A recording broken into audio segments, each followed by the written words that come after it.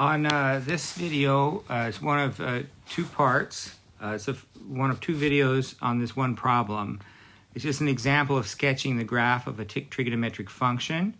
The one I chose was f of x equals 4 plus cosecant of the quantity 1 minus 5 pi over 4x. So this is a little bit of a complicated problem. I don't want to just do simple examples for you all the time because you might encounter some more difficult ones. So I want to work through this for you. The reasoning is the same whether it's a simple one or not. So first of all, cosecant of theta is the reciprocal of sine theta. And so to find the asymptotes, the vertical asymptotes of cosecant theta, I need to know where sine theta is 0. And sine theta is 0 at 0, which is this point here, and at pi. Remember, sine in the SCS plane, sine is, if this is on the unit circle, sine is actually the vertical coordinate. So it's 0 here and here, and that's at angle 0 and pi. But also you could go around again to 2 pi, 3 pi, 4 pi, 5 pi, 6 pi, etc. So you end up getting any integer multiple of pi.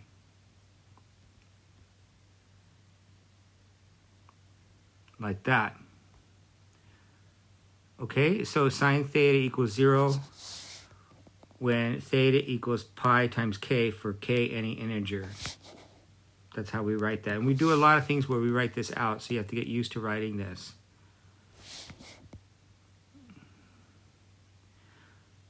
So we were given that theta is 1 minus 5 pi over 4x. Theta is the angle here, right? So right here we have 1 minus 5 pi over 4x. That's theta. And it's also pi k. So we can set those two equal to each other. And we get 1 minus 5 pi over 4x equals pi k for k in the integers. And we want to solve this for x. So what I'm going to do is I'm going to move this term here, the x term, over to the right side of the equation. It becomes positive.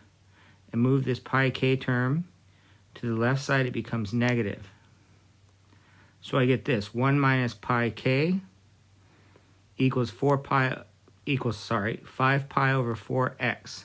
Now I want to isolate the x, so I'm going to multiply both sides of the equation by the reciprocal of the coefficient of x. So the reciprocal of 5 pi over 4 is 4 over 5 pi. So I'm just going to multiply both sides of the equation by that. And I get 4 over 5 pi times the quantity 1 minus pi x. 4 over 5 pi times the quantity 1 minus pi k equals x. And then I just distributed the 4 over 5 pi and wrote the x on the left side and wrote down that k is in the integers to remind us that that's what k is for. Okay. So these are the equations of all the asymptotes, infinitely many of them.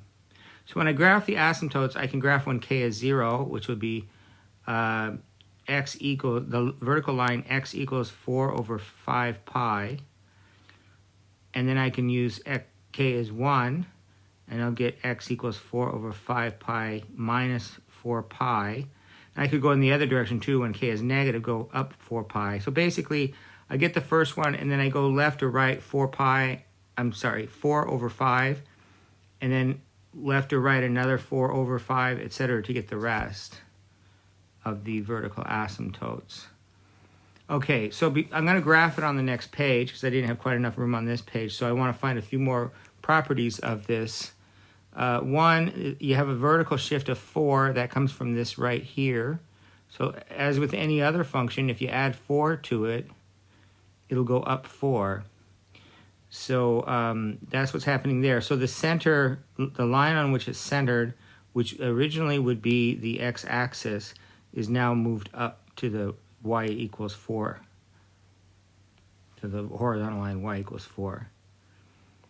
Okay, the phase shift is 4 over 5 pi. How did I get that? I just set the inside here, theta, equal to 0 and solve for x. That's all I did, and I got 4 over 5 pi. You can do that computation for yourself.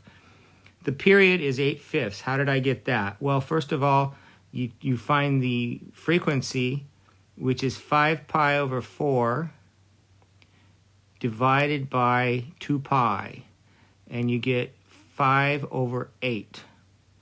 Then the period is the reciprocal of that, which is 8 over 5. So if you want to calculate that on paper, you can. I just was running out of room here. Okay, so we did that before in previous problems. So the period is 8/5. So on the next page, I'm going to summarize the information I got on this page and graph the function.